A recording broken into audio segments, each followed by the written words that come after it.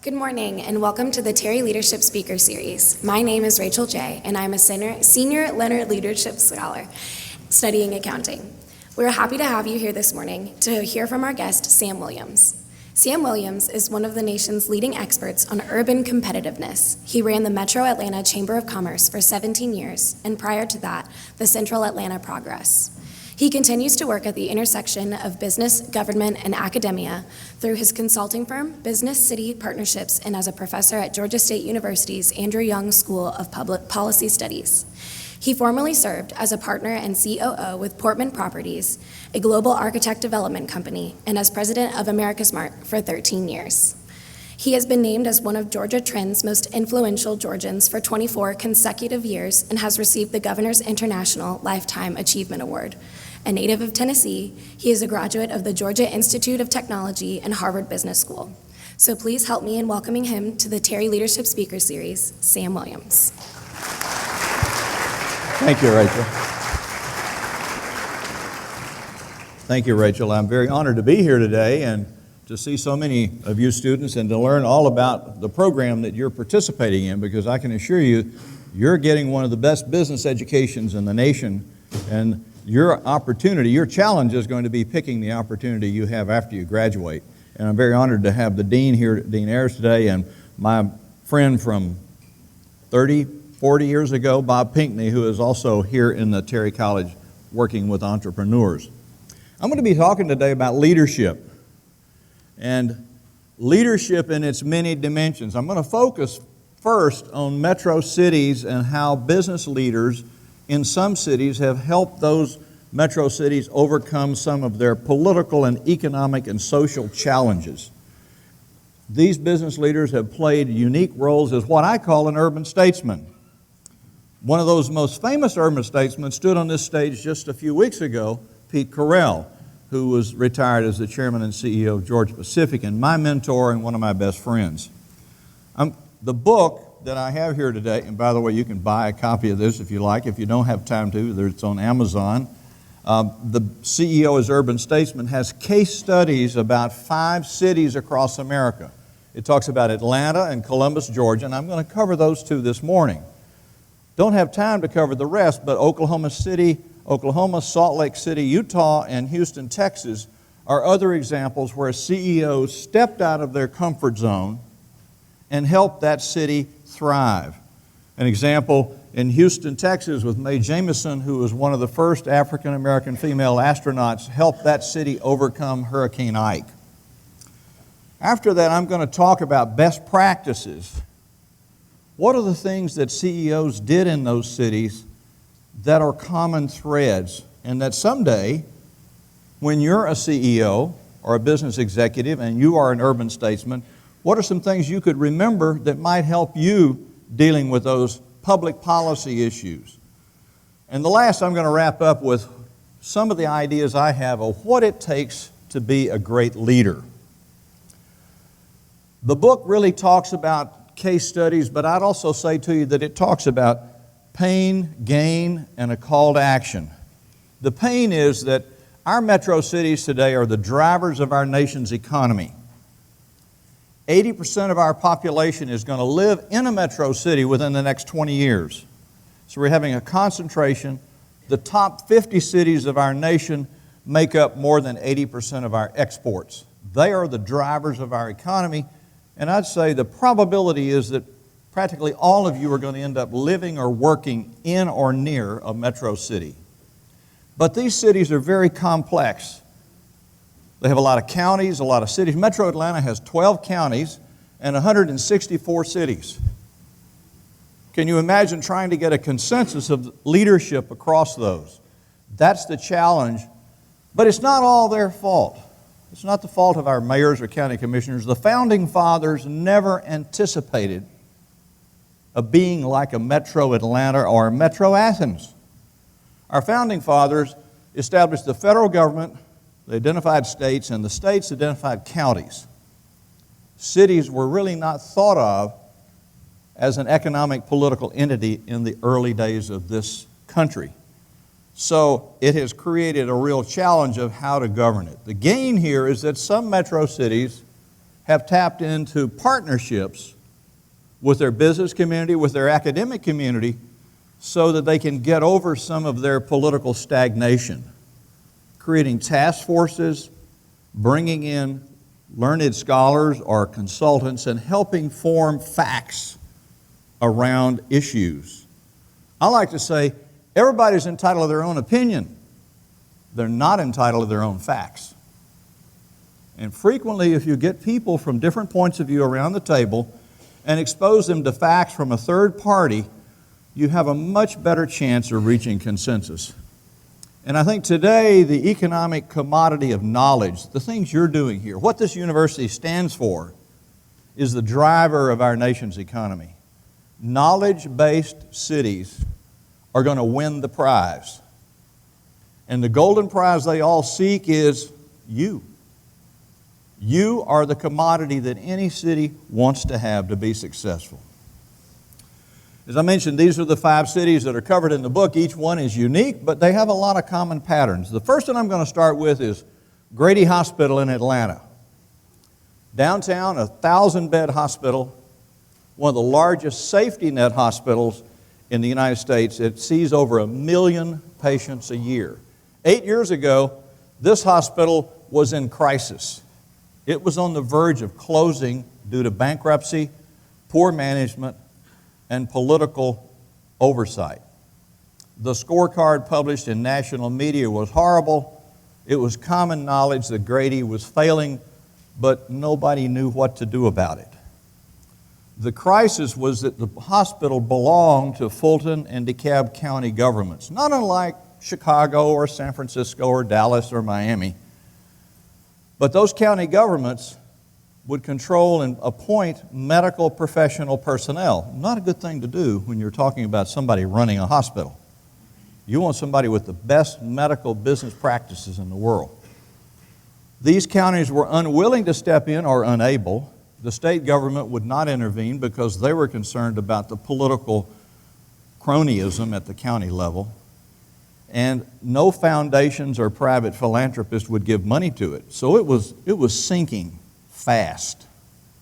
And the hospital authority reached out to the business community. I was chairman of the Metro Atlanta Chamber at the time, and asked us to intervene. Help us, if you will. And the consequences of not helping is that there would be a tsunami, 1 million patients a year.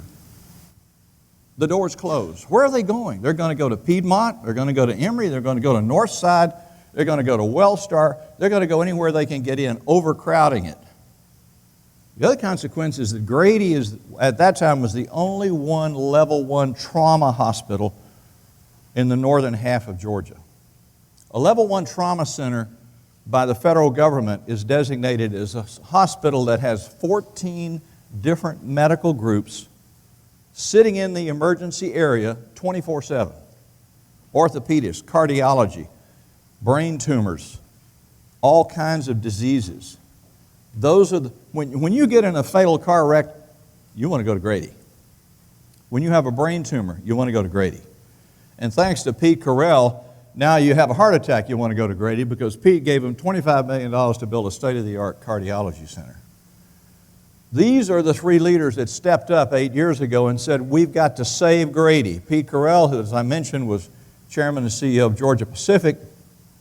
Michael Russell, who was then the president of the largest African-American construction firm in America. And Tom Bell, who was president of Cousins Properties. The 3 of them created a task force, 18 people, medical people, political leaders, business leaders, civic leaders, biracial, and they worked for 5 months in public hearings with Deloitte Touche as a consulting firm to come up with what do we need to do from a business point of view to save Grady. The business solution became pretty obvious after about 3 or 4 months in terms of how to collect revenues, how to make sure that people were indeed on insurance programs if you could get them there. But the big thing they came up with is that we've got to privatize Grady. We've got to take it out of the government sector. Many hospitals across Georgia had already done this, Phoebe Putney and Savannah and others, but Grady was still controlled by Fulton and DeKalb County. There was a lot of controversy. There were demonstrations in the street practically every day. It became a racial divisive issue because most of the patients at Grady were African American. There were some political leaders who feared that the white business community was trying to take Grady over. They even were fearful that they would not allow poor black people into Grady. And in that confrontation, Pete Carell and the black religious leaders of Atlanta, called the Concerned Black Clergy, met. And the black clergy were the senior-most preachers in town. And they heard this story, and they were very concerned about the future of Grady, and they heard the political demonstrators say, we want to make sure that we've still got black control. And the clergy said, we want to make sure that the poor people are taken care of. And they sat down and asked Pete Carell face to face, Pete, will you commit legally in a contract document that Grady will always be there to serve the poor, no matter what? And Pete said, absolutely. With that, the concerned clergy said, political demonstrators, we're not with you. We're with Saving Grady. And at that, the authority created a board of directors of private business leaders, philanthropists, medical personnel, biracial, Morehouse Medical School, Emory Medical School. It has today raised more than $350 million to turn the hospital around. It's now one of the top 10 trauma hospitals in America. And Pete and Reverend Tim McDonald, who was one of the leaders of the opposition, had real challenges trying to control the political turmoil even after the private board was created. Pete met with Reverend McDonald, and the two of them began to talk about a common bond. Their common bond was their faith. Pete had just been through a heart attack and cancer, and he shared his belief in faith that got him through that. Reverend McDonald suddenly saw a common bond. They both grew up in Brunswick, Georgia. They both knew each other's families. And at that point, Reverend McDonald said to the demonstrators and others, I trust this man. I trust Pete Carell. Trust is a key to any leader being able to do their job. And it's ironic, full circle this year, the Concerned Black Clergy received the biggest award ever given by Grady at their White Coat Gala. And Dean Ayers, I think you were there this year to see that. So what's the best practice out of this? What are the things that we could take away that might apply to other instances? Number one is you've got to find an issue that's at a tipping point. Building a park is an important part of a neighborhood or a city, but a park is not a tipping point. Closing a level 1 trauma center is a tipping point. It gets people's attention. The second thing is you've got to find the right leader. The business leader or the civic leader or the academic leader who is learned and respected in their own field of study, who doesn't have conflicts of interest, who is above reproach, who has a thick skin. You can imagine the Pete Carell's criticism that he took, and who also has a tolerance to listen to different people's point of view. And the innate skill of any leader is bringing people together after everything is heard and everything is said. How do we reach a consensus? The other thing you got to do is you got to be invited in by the people who need the help. We had to have a letter from the Fulton DeKalb Hospital Authority to ask us to come in. Otherwise, we were just interlopers. And the fourth one is this is the business angle where you are. You've got to define the mission. You've got to treat this like a business case study of a turnaround company. And you've got to get really smart people to come in and help you figure out the facts. And then you've got to work with the task force. The most important thing, you've got to be transparent, particularly when you're a big, public, hairy, audacious problem. You've got to be transparent. This works. The next example I'm going to talk about is Columbus, Georgia. I can imagine, are there some folks in here from Columbus? There you go, great. Well, the Chattahoochee River has dominated Columbus's history since the 1700s. It has defined the city. It's on the fall line, as they call it. It's the end of the Cumberland Plateau and the beginning of the Savannah Plain. And there's an elevation difference over a period of miles there, 300 or 400 feet. So back in the old days, there were waterfalls. Those waterfalls were dammed up, created lakes. You had generating stations. You had old corn mills and other things. It's also uniquely called the gnat line. Anybody here know what the gnat line is? Anybody guess? It's for some reason, the hairy, pesky little things that bite you at the beach don't fly above the fall line. So north of the fall line, there are no gnats. Well, Columbus had a real challenge in the 1990s. You heard from Dan Amos. He was here recently. He lived this issue. Its challenge was that young people didn't want to stay there. They didn't want to come back, and at the same time you had these high knowledge-based companies that were growing, not the least of which is Aflac. And TSYS, one of the largest credit card processing firms in the nation. Synovus, one of Georgia's famous banks, and Bradley and many others. They couldn't hire people like you to come to Columbus to go to work. So what did they do? They said, we've got a tipping point issue here that's going to kill our city unless we do something about it. So the business and political leaders formed a task force, again, to look at other cities. They went to Chattanooga and saw the miracle of their downtown and the turnaround and the aquarium. They went to other cities and saw what had been done. And they came back with professional consultants and they said, what do we need to do?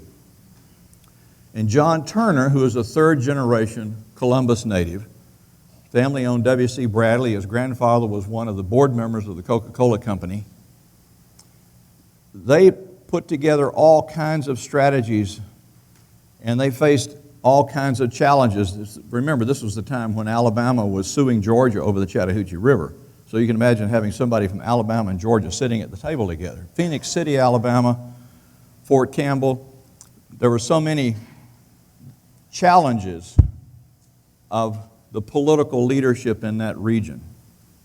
So John Turner agreed to be the urban statesman here. At about the same time, the Federal Environmental Agency forced Columbus to build a huge sewer alongside the river. Coincident. The sewer was decked over and became a river walk, as it was called. River walk was very popular. And John Turner and the task force suddenly realized one day they were looking out over the river walk and they said, you know, the Chattahoochee is our secret. How can we take advantage of the Chattahoochee? And their dream was, let's create an Olympic whitewater rapid here. Well, you can imagine people said, you're nuts, you're crazy. You can't create a waterfall and rapids on the Chattahoochee River. And they faced unbelievable challenges with the Georgia Power Lakes, private lakes there, with dams generating electricity. They faced the Corps of Engineers, environmental activists. So many things that they couldn't overcome. They were really just bogged down. And John Turner kept working at this. And 8 years of hard work with all of those parties and all of the consultants. They raised $25 million. They bought the dams. They blew them up, and they created the longest whitewater rapid in any American city. This machine here I was watching while they built this. This is called a wave shaper. It's buried in the bottom of the river. Cost about $1 million, concrete. It's bigger than this room. And it throws the Chattahoochee water up into the air. It creates a Class 4 whitewater rapid. And this is John Turner on the morning that they opened it. John's a very unassuming leader. He's not outgoing, not gregarious, but he's very deep, very thoughtful, and a lot of those characteristics. And today, how many of you have been on Chattahoochee Whitewater? Let's see a show of hands. What was it like? You flipped? Well, that's good. What was somebody else's experience? I saw another hand over here. Would anybody in here go on it? Yeah. Well, there's one section I would call cut bait that you have to have a professional guide. That's how dangerous it is. But it has changed the image and the vision of that city. It's changed the brand of that city, which is a very hard thing for any city to do. And today, millennials and tourists and people that live in Columbus are all very, very proud of what they've accomplished. So I'm going to back away from those case studies for a minute and talk about leadership in general. What are characteristics of leaders? Whether you're a leader here now or whether you pursue a career and you want to be a business leader, you want to be a political leader or a civic leader, what are some things about leaders? Number one, you can't just go out and declare yourself to be a leader. Leaders are observed and judged on helping other people's lives be better. Bettering other people's lives. And the other thing is that leaders can't just become leaders because they've got an ambition. We've got some notable national leaders trying to do that. We'll see how that turns out. But you've got to have a purpose greater than that. Leaders have to be authentic. They have to have a sense of their true north. What do they stand for? What do they believe in? What are the bedrock things that define that person and the life they've had? And the next thing is that when you become a leader, society holds you accountable for what you've done. There are many leaders, and I'd use Pete Carell as one of the great examples, who's done an unbelievable number of things in his career and his life. There are other leaders who stumble, who fall, who try to get up. Some make it, many don't. But remember accountability for what you do. The next thing is that leaders have to be attentive. They have to receive input. They have to be anxious to hear other people's points of view. They have to be tolerant, to listen to dissent. And they have to have this innate ability of bringing consensus around to get groups to agree on what they're going to do. The other thing, and I think this is something you're going to face here at this school and after your career, you've got to be able to simplify complex issues. You've got to boil it down to its genesis. One of the things that I remember from a leader telling me is that if you can't explain this to a fifth grader, you haven't worked on it enough. You've got to boil it down for people to grasp what you're doing and why you're doing. And lastly, I'd say is that through your work as a part of a team, your work helps bring meaning to the leader and his or her work. And the synergy created between leaders and groups has to be greater than the sum of the parts. The synergy that leaders create help drive change and help meet the future opportunities of society. And I think these are challenges that you're going to face, whether it's here on campus, during your first job, or during your later career. And I would also encourage you, as you become a business leader, step out of that comfort zone. Get involved in other things than just business. Help improve and change your community. This university didn't get built without the support of business leaders and others stepping out of their comfort zone. That's what defines our country. And I'll end here and say thank you very much, and I'll be glad to take questions or comments. Appreciate your attention.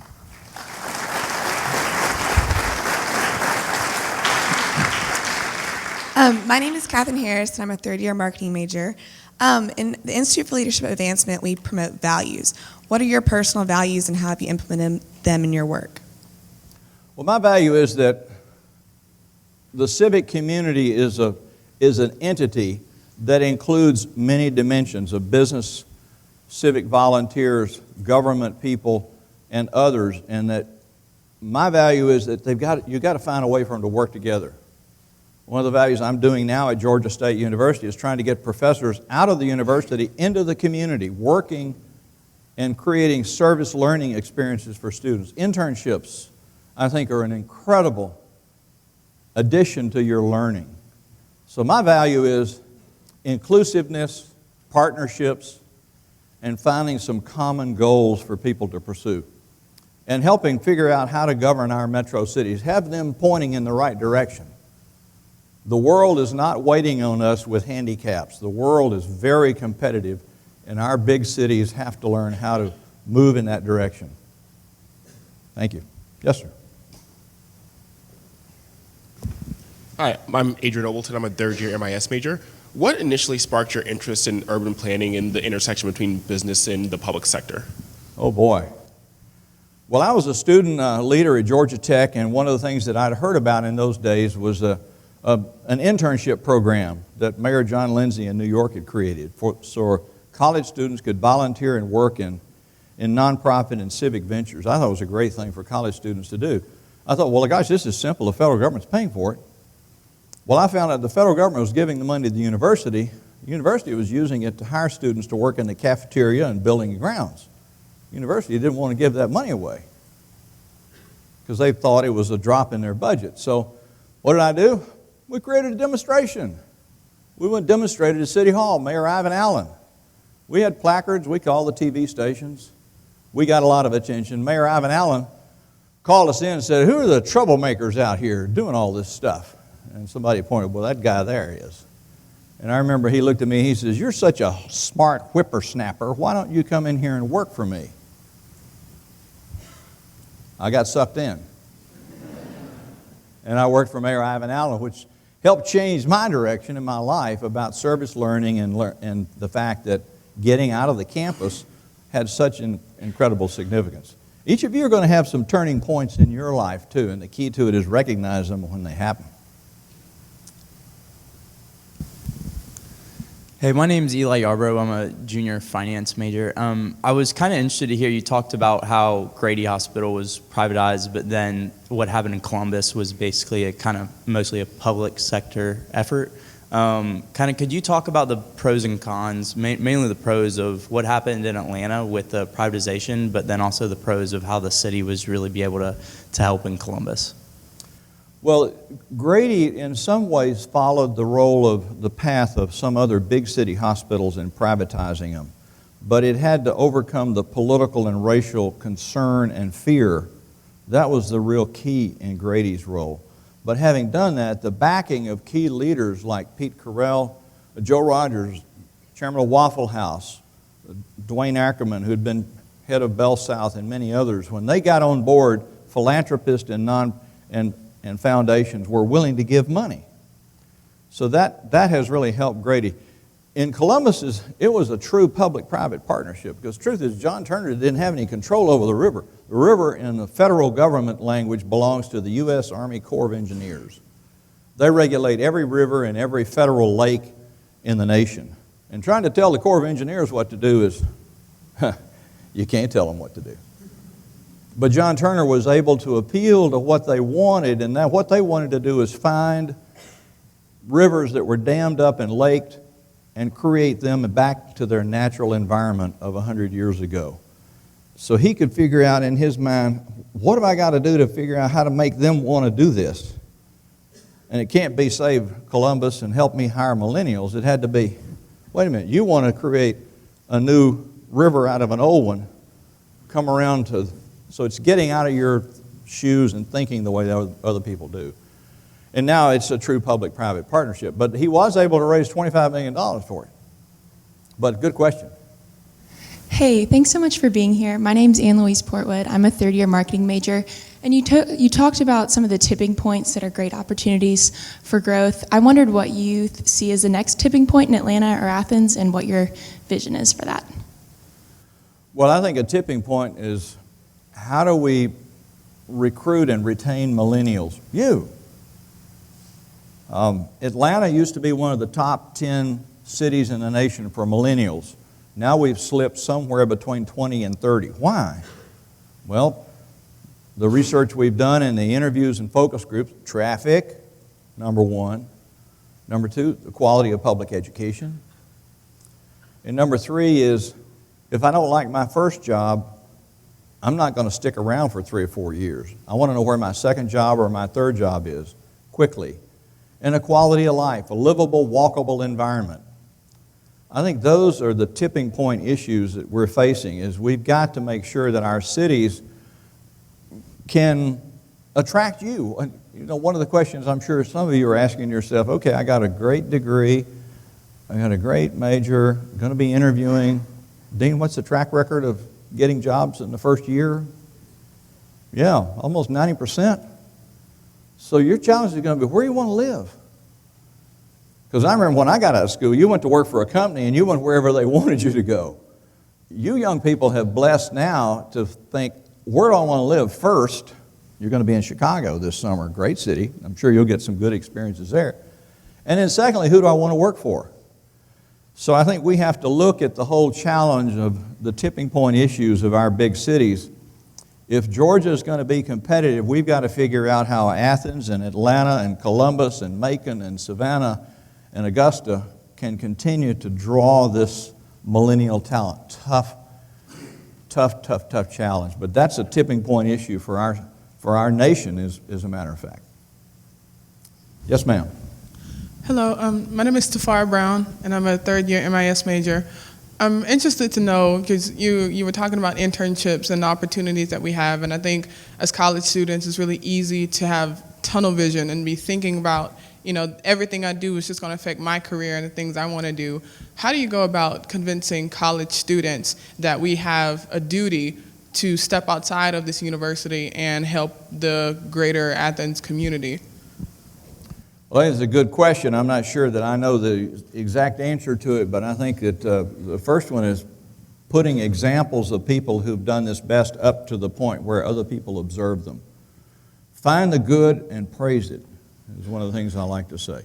Find students who have stepped out of just making good grades and being in the sorority or fraternity, but find good students who have stepped out and figured out, how do I work with the community food bank? How do I work with the United Way or other nonprofit groups that are in the community trying to help? How do I help environmental issues? In other words, get out of just the silo you live in and look at the broader community, because that's the same thing you're going to get challenged with 10 years from now. You're going to be in a great job, you're going to be making good money, you're going to be married, you're going to have a family, and you're going to be in the silo unless you figure out how to get out of it. Because people in the silo are not going to push you out. In some cases, they're going to discourage you.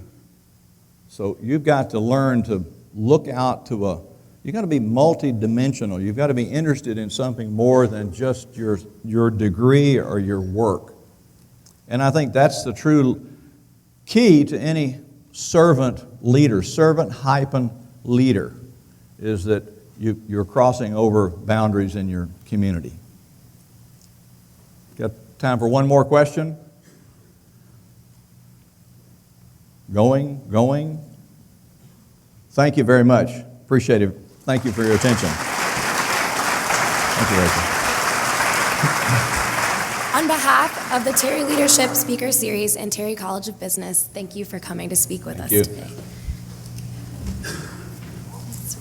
Oh, boy. That's great. Thank you. Students, be sure to fill out the cards included in your packets as you leave today. And be sure to join us for Ken Kendricks, managing partner of the Arizona Diamondbacks, as our next speaker, joining us on January 22nd. Thank you so much.